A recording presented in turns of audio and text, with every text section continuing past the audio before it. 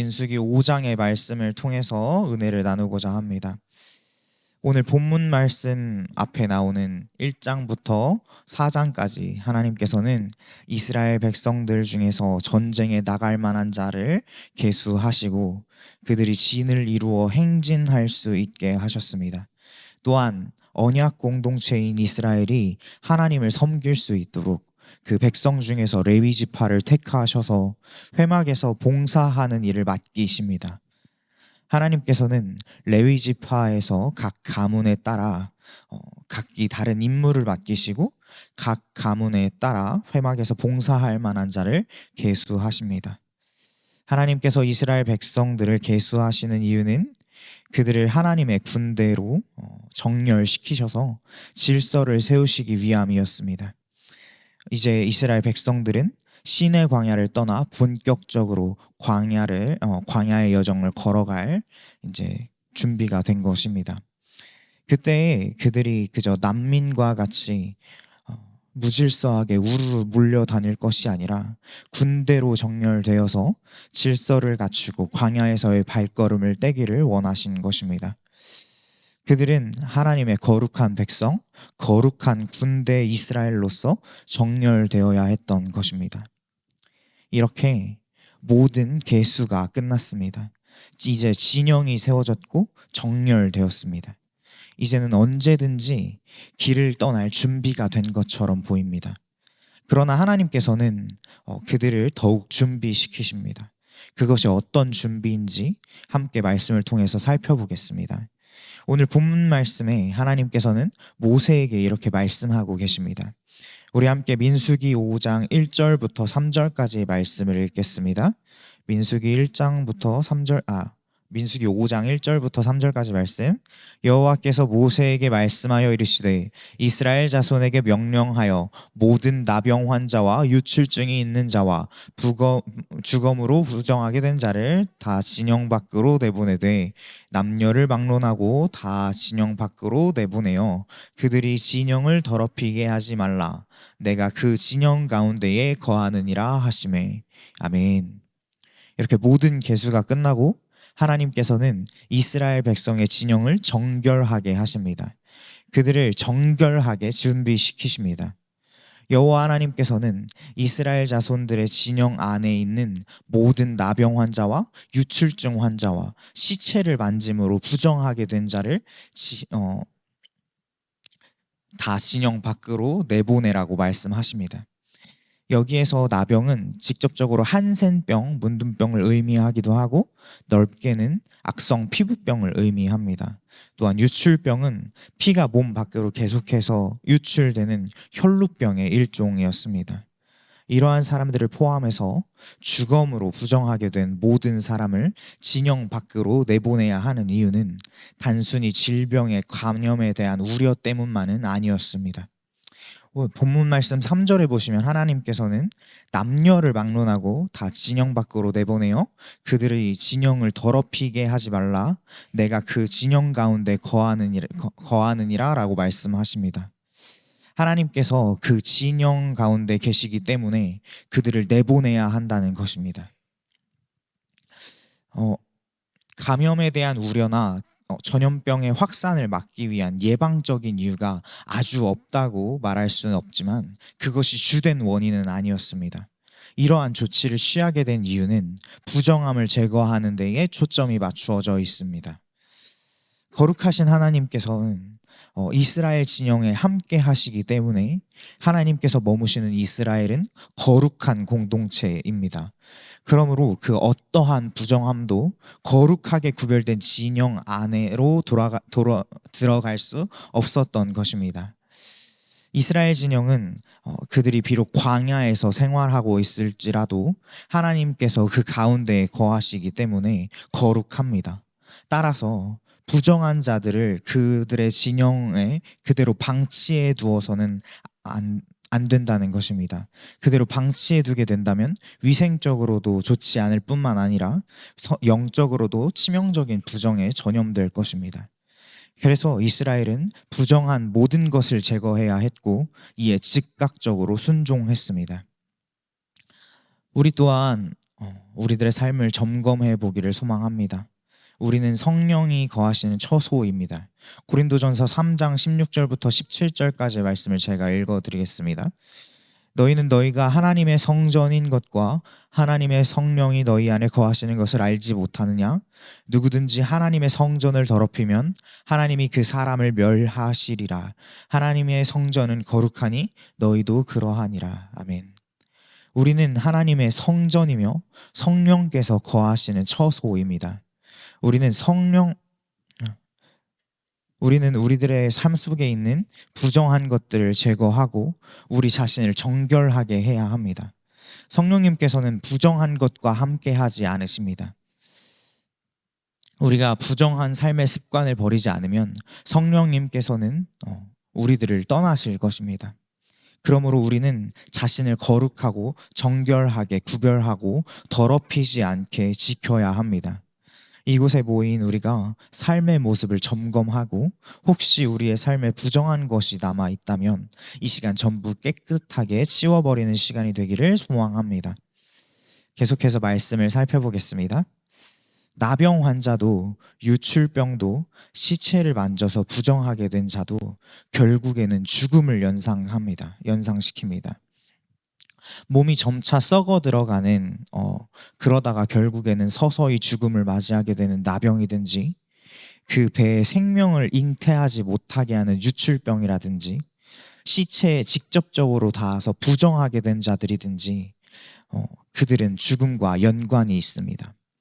죽음은 영원하신 하나님과 그 정반대의 성질을 가지고 있습니다. 하나님께서는 모든 만물을 영원한 존재로 지으셨습니다. 그러나 선악과 사건을 통해서 죄가 들어옴으로 그 영원함이 단절되었습니다. 이후 모든 피조물은 죽음을 맞이하게 되었습니다. 하나님께서는 자신의 피조물에게서 영혼을 빼앗아간 죽음을 싫어하십니다.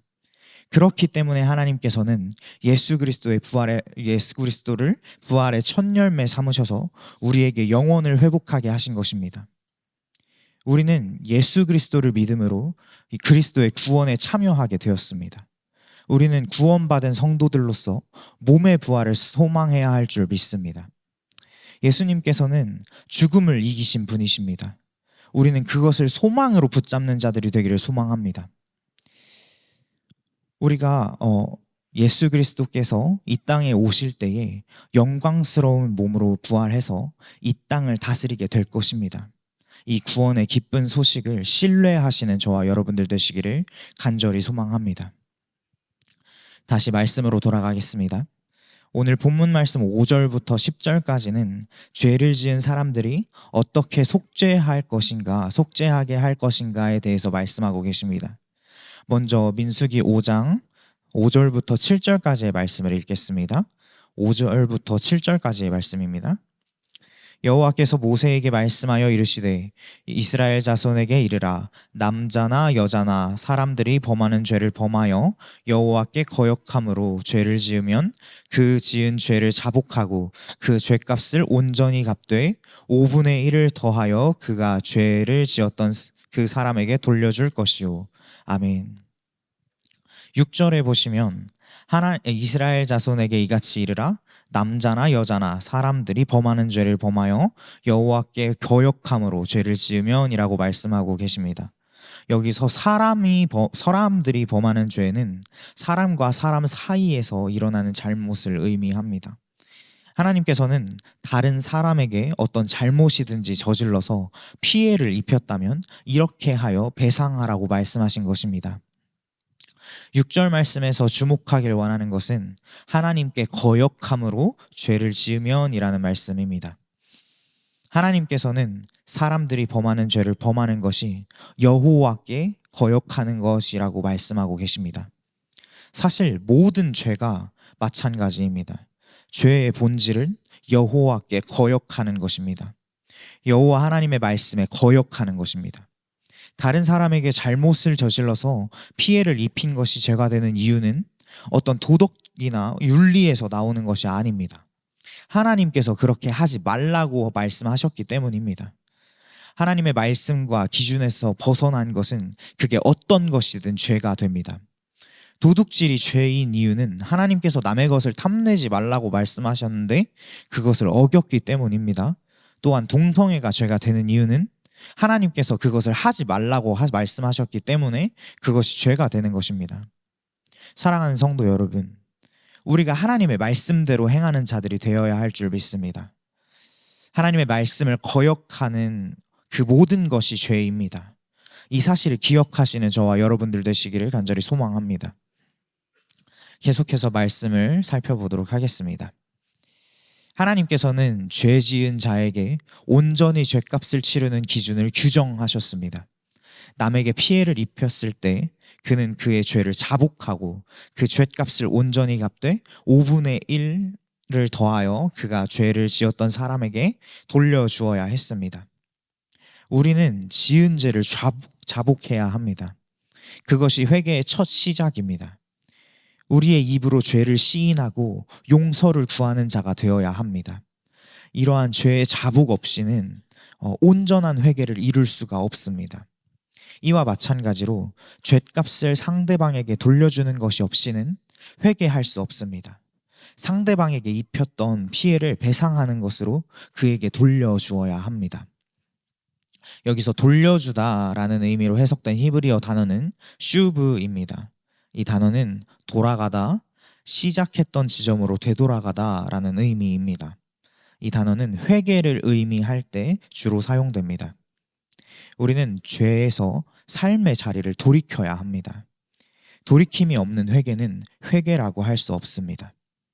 죄는 하나님께 거역하는 것임을 앞서 살펴보았는데요. 하나님의 말씀을 벗어나 죄악 가운데 있는 우리는 기울어져 있는 우리의 자리를 다시 하나님께로 돌이켜야 합니다. 말뿐인 회개는 회개가 아닙니다.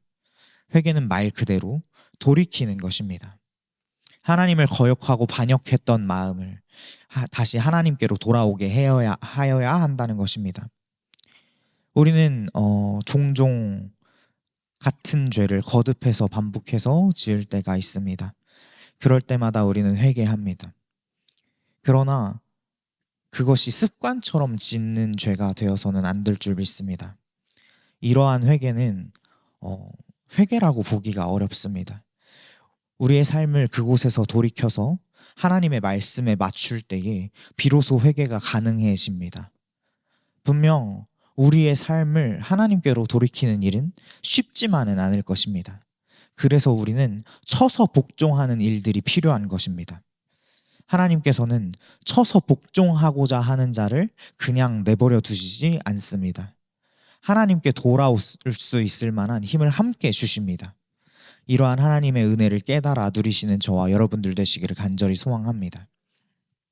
마지막으로 하나님께서는 죄 갚을 만한 친척이 없으면 그 죄값을 여호와께 드려 제사장에게로 돌리라고 말씀하십니다.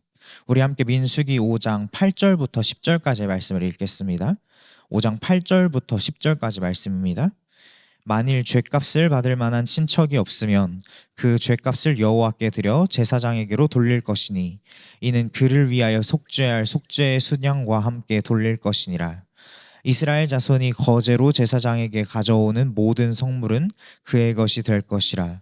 각 사람이 구별한 물건은 그의 것이 되나니 누구든지 제사장에게 주는 것은 그의 것이 되느니라. 아멘. 지금 이 상황은 피해자가 배상을 받지 못한 채 죽었을 때 나오는 말씀입니다.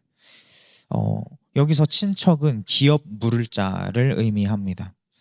그 사람은 죽은 피해자를 대신해서 재산권을 행사하고 또 죽은 자의 가문을 이어줄 책임을 맡은 자입니다. 그런데 만약 기업 물을 자까지 없다고 한다면 배상의 대상이 모호해집니다. 하나님께서는 이를 염두에 두시고 이 말씀을 하신 것입니다. 어떤 범죄라도 어떤 경우에라도 반드시 그 범죄에 대한 배상을 하여야 한다는 원칙을 제시하는 것입니다. 죄는 돌이킴이 없이는 속죄할 수 없습니다. 또한 9절에 보시면 이스라엘 자손이 거제로 제사장에게 가져오는 모든 성물은 그의 것이 될 것이라고 하나님께서 말씀하십니다. 하나님께서는 하나님께 바쳐진 거제를 제사장의 몫으로 돌리십니다. 이렇게 하시는 이유는 어떠한 기업 없이 하나님을 섬기는 데 헌신한 제사장들을 하나님께서 돌보시기 위함입니다. 또한 거제를 제사장에게 돌림으로써 하나님께 바쳐진 거룩한 예물을 무분별하게 사용되는 것을 막고자 하심입니다. 계속해서 10절에 보시면 하나님께 바쳐진 예물은 거룩하게 구별된 물건임을 알 수 있습니다. 이스라엘 백성들이 제사장에게 가져온 모든 예물은 각 사람이 거룩하게 구별한 물건이었습니다. 하나님께서 기쁘시게 받으시도록 가장 온전하고 가장 깨끗하고 가장 좋은 것을 세심하게 고른 것입니다. 하나님께서는 이스라엘 백성들이 이러한 중심을 보시길 원하셨습니다. 자신의 죄를 자백하고 회개하기 위해 가져온 구별된 예물을 통해 하나님께서는 그들의 중심을 보시고자 하신 것입니다. 하나님께서는 수량의 기름이 필요하시고 그 고기가 필요하셔서 가져오라고 말씀한 것이 아닙니다. 하나님의 말씀대로 구별하여 드리는 그 예물에 담겨진 신앙 고백을 보시고자 함이었습니다. 우리 또한 하나님 앞에 설 때에 구별된 것으로 하나님께 드리는 자가 되어야 합니다. 하나님의 말씀을 대로 순종함을 통해서 구별된 우리의 삶과 신앙 고백을 하나님께 예물로 올려드릴 수 있는 저와 여러분들 되시기를 소망합니다. 말씀을 정리하도록 하겠습니다. 오늘 우리는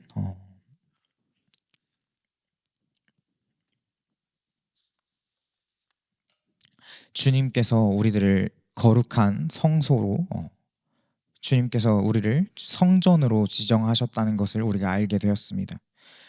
우리가 정말 성령이 충만한 자들이 되어야 할 줄 믿습니다. 그렇게 될 때에 우리가 우리들의 마음과 삶을 거룩하고 정결하게 구별해야 될 줄로 믿습니다. 또한 우리가 하나님께서는 죽음을 우리 싫어하신다는 것을 우리가 또한 바라보았는데요. 하나님께서는 그 영원한 생명을 우리에게 주시길 원하시고 그것을 회복시키시길 원하십니다. 그래서 예수님께서 부활의 첫 열매가 되어서 우리들 가운데 영생을 회복하게 하신 줄 믿습니다. 우리들 가운데에 정말 주님을 더욱더 바라봄으로 주님을 더욱더 사모함으로 나아가시는 여러분들 되시기를 소망합니다. 우리가 이 시간 기도하실 때에 이러한 마음을 붙잡기를 원합니다. 하나님, 우리가 주님께 거역함으로 죄를 짓지 않도록 붙잡아 주시옵소서. 주님, 우리들의 삶을 거룩하게 구별하시어서 주님의 말씀에 순종함으로 우리를 정결하게 하여 우리 자신을 거룩한 산제물로 올려드릴 수 있는 그러한 사람들이 될 수 있게 우리를 인도하여 주시옵소서라고 주님의 이름 3번 부르시고 기도하시겠습니다. 주여.